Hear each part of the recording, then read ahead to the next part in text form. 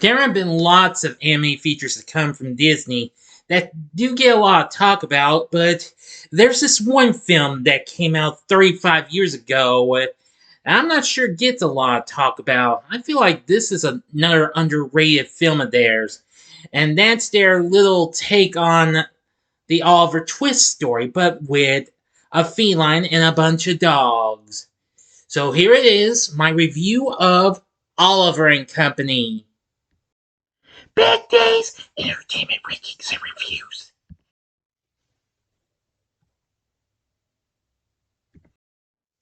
So greetings, my fellow YouTubers, and welcome to Big D's Entertainment Rankings and Reviews. My name is Doyle, better known to you as the Big D, and this time around I bring to you a review of the 1988 musical adventure flick Oliver and Company, released by Disney. It was released on November 18th, 1988. I'm just a little late for its anniversary because they didn't have room to get in there. The film story is loosely based on Charles Dickens' novel of Oliver Twist. It follows a homeless kid who joins a gang of dogs to survive in the streets. Among other changes, the setting of the film was relocated from 19th century London to 1980s New York City, that is. And Fagin's gang is made up of dogs, one of which is Dodger, and Sykes is a loan shark. Now, apparently, after the release of their 1985 film, The Black Cauldron, Michael Eisner and Jeffrey Katzenberg held a pitch meeting with the animation staff, in which story artist Pete Young pitched the idea to adapt Oliver Twist with dogs. And was quickly approved, and the film quickly went to production under the working title Oliver and the Dodger. The film was released the same day as Don Bluth's film The Land Before Time. It was a big success, but received mixed reviews, though. But I'll get to that in a little bit. But for now, let's get into the story. On Fifth Avenue, several kittens are left in a box outside a shop. All but one, an orange tabby, are adopted. Wandering the streets by himself in search of someone to adopt him, the kid meets a laid-back mongrel named Dodger, who agrees to help him steal food from a hot dog vendor. Dodger then reneges, excuse me if I mispronounced this word, on the deal and flees with the hot dogs. The kid pursues Dodger all over NYC, which I'll just call it that if I find that in the story. Dodger eventually arrives at a barge where the kid watches him share the hot dogs with a gang of poverty-stricken dogs. Tio the Chihuahua, Einstein the Great Dane, Rhea the Saluki, and Francis the Bulldog. The kid accidentally falls into the barge, startling the dogs. However, while they are annoyed, none of them harm him. Fagin, the bargeman and petty thief who owns the dogs, is indebted to Sykes, a nefarious loan shark and criminal. Sykes arrives and gives Fagin an ultimatum. Repay the money in 3 days or suffer violence, possibly even death. Sykes' two Dobermans, Roscoe and DeSoto, harass Fagin's dogs and threaten to eat the kid until he scratches DeSoto's nose, earning Fagin and the dogs' respect. Roscoe warns that they will try to exact revenge. The next morning, Fagin goes to pawn some of his stolen goods while the dogs and the kid try to steal more money from him. Through a theatrical ruse, the animals stop a limousine belonging to the wealthy Foxworth family, but the attempt to rob the limo fails and the kid is taken by the child Jenny, who is missing her vacationing parents and desires a companion. She names the kid Oliver and becomes very attached to him. Well, Oliver makes himself at home in Jenny's house, much to the disgust of Georgette, the Foxworth family's spoiled, prize-winning poodle. With her help, Dodger and the dogs manage to steal Oliver back from the Foxworth household, returning him to the barge.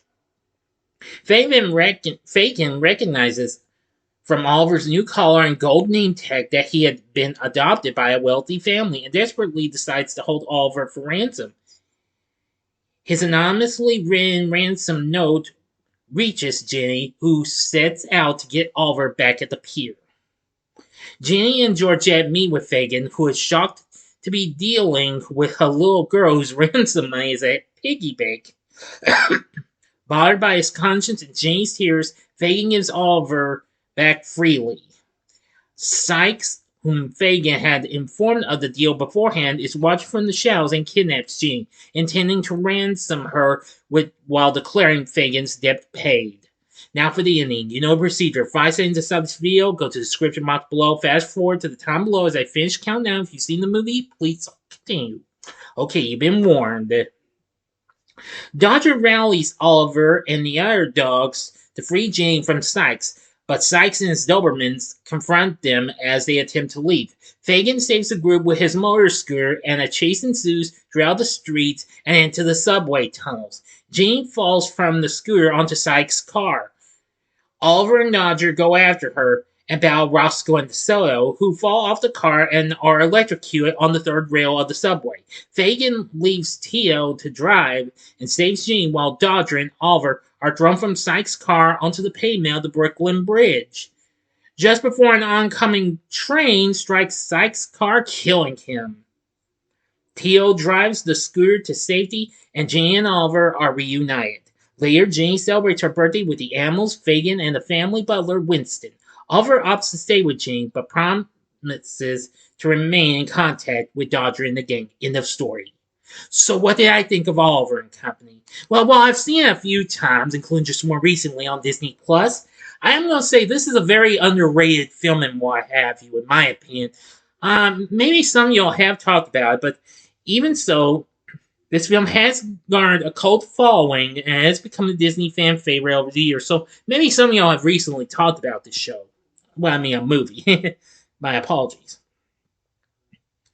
Now, the film had gotten re-released in '96 and then released on video later that same year. Then again, 2002 and 2009 on DVD, and was released on Blu-ray in 2013, commemorating the film's 25th anniversary.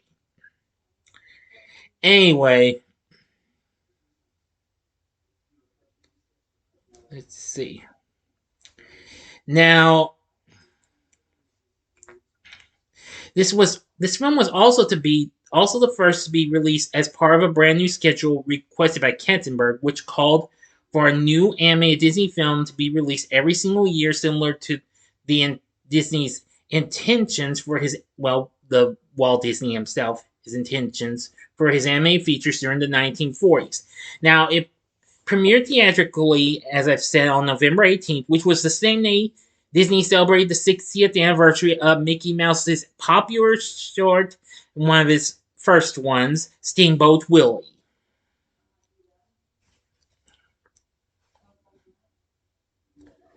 Yes. So anyway, now of course, since it started, the film can currently also be streamed on Disney+. So now you know about that. While released the same time as The Land Before Time, the film did pretty well. But anyway, this film outgrossed The Land Before Time with a total gross in the US and Canada of $53 million, compared to the $46 million The Land Before Time got. It was also the first animated film to gross $100 million worldwide in its initial release and what have you. And of course, they re-released the film in direct competition for All Dogs Go to Heaven 2 in '96. Which it did fine, giving it an overall total of $121 million worldwide. The film currently sits at 54% on Rotten Tomatoes, saying that it's predictable and stodgy. The film isn't one of Disney's best, though its colorful cast of characters may be enough to entertain young viewers looking for a little adventure. Gene Siskel was not impressed, saying when you measure this film to the company's legacy of classics, it doesn't match up. As he complained, the story is too fragmented because Oliver's story gets too sidetracked from the story in the film that gets convoluted, too calculated for the crowd of two of its familiar voice actors, who I'll talk about in a little bit, as well as little kids. However, his partner Roger Ebert was impressed. He described the film as harmless and inoffensive. Animation historian Charles Solomon wrote a favorable review saying it offers virtually ideal family holiday fare. The cartoon action will delight young children, while older ones who usually reject animation as kid stuff will enjoy the rock songs and hip characters, especially the brash Tito. Totally. Peter Travers says the film's too slight to rank with such Disney groundbreakers such as Pinocchio and Fantasia, but the film is more on the good fun level of Lady and the Tramp and 101 Dalmatians. But why kick? With its captivating characters, sprightly songs, and zap-happy animation, the film adds up to a tip-top frolic. Well, from what I've seen and what have you, I really enjoyed this for what it had to offer. The story's pretty good and what have you. I liked the animation of New York and what have you, which that was really cool too. I also especially liked the music for this. Its score was done by J.A.C. Redford and had songs by a couple of its big stars, who I'll mention a little bit, but they also included performances from Huey Lewis and, let's see, and Ruth Pointer. Well, that's that. Now, for our voice of characters, we had Joy Lawrence, this was still before he became who was a pretty big child star at the time, and this was still before he got to be on TV's Blossom a few years later, voiced Oliver. He was really good. Voicing Dodger is the piano man himself, Billy Joel. Now, I must admit, he's pretty good, and of course his song that he contributed is Why Should I Worry? Which I think that was a pretty cool song and what have you. I really like that. Cheech Marin voices Tito. I'm going to say he is really, really awesome in that role. Richard Mulligan, who had recently done the satire series Soap, and then he would soon follow up with Empty Nest, voiced Einstein. He was really good in his performance. Voicing Francis is Roscoe Lee Browne, also from Soap. Now, of course, he played the character of Saunders in the final season of that show, and he voices Francis. I gotta say, he's really good. Voicing Rhea is Sheryl Lee Ralph, who is currently well known for playing some. Let's see, I'm trying to. Who is currently playing Ginger St. James on TV's It's a Living in syndication, and she'd go on to do some other shows, most notably playing the mother to Brandy Norwood's Moesha. Yes, you heard me correctly. While the singing voice was Ruth Pointer. Voicing Fagin is Dom DeLuise, who the following year would voice Itchy in Don Bluth's All Dogs Go to Heaven. And he had recently voiced Tiger in Bluth's An American Tail a couple of years before. The voices of Roscoe and DeSoto are voiced by Taurine Block and Carl Weintraub. Robert Loggia, who had recently appeared in Big with Tom Hanks, and he also did some other films and TV shows, did the voice of Sykes. Natalie Gregory voiced Jenny, while Mahan Tran, if I mispronounced that first name, I apologize, did the singing voice for Jenny. William Glover voiced Winston, and voice god Frank Welker voiced the hot dog vendor, Old Louie, while Georgette was voiced by Bette Midler. Yes. Of course, this was still before she did her voice, lent her talents to the cult classic for Disney, which of course was Hocus Pocus. That same year, she was also in the film Beaches,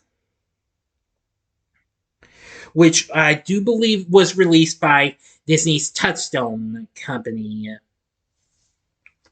But anyway, this has a great cast and what have you. So Oliver and Company has such a lot of great things you could get from a Disney animated feature. Some pretty good animation, pretty good saying, great characters, a good voice acting cast, good tunes, and the score. I think this was pretty good. And this would be one of a few takes where they would use animals as, well, characters based on, well, classic tales and what have you. Because a few years later, Saban would actually do their take of Oliver Twist as animated series, but only they had a dog playing Oliver Twist. But I'll talk about that in the future Saturday morning TV vlog, though. So overall, I liked Oliver and Company. Would I recommend it? I would say, yeah, sure, go ahead. So I'd say it's a draw between yeah and sure, go ahead. I think this is a fun film, and I think you'll really like it if you give it a shot. So what did you think of Oliver and Company? Let me know in the comments section below. If you liked the video, click the like button, subscribe, and be a part of the Big D Nation. And stay tuned for my next Saturday morning TV vlog, and that will be on The Lost Saucer from 1975. And if you like this, consider checking out these other Disney flicks I reviewed. In the upper left-hand corner is my re-review of another underrated Disney animated feature, and that was The Rescuers from 1977. The upper right-hand corner is my re-review of their next animated feature, which would be released the following year, and that was The Little Mermaid. Or if you would like maybe a more fun flick with with canines, see my review of All Dogs Go to Heaven, which was also released the following year in '89 in the bottom left-hand corner. And the bottom right-hand corner is the button you can click to subscribe. If you like rankings and reviews on movies, TV, music, video games, etc., then I'm your guy. Thank you for watching. Until next time, I'm the Big D saying, see ya!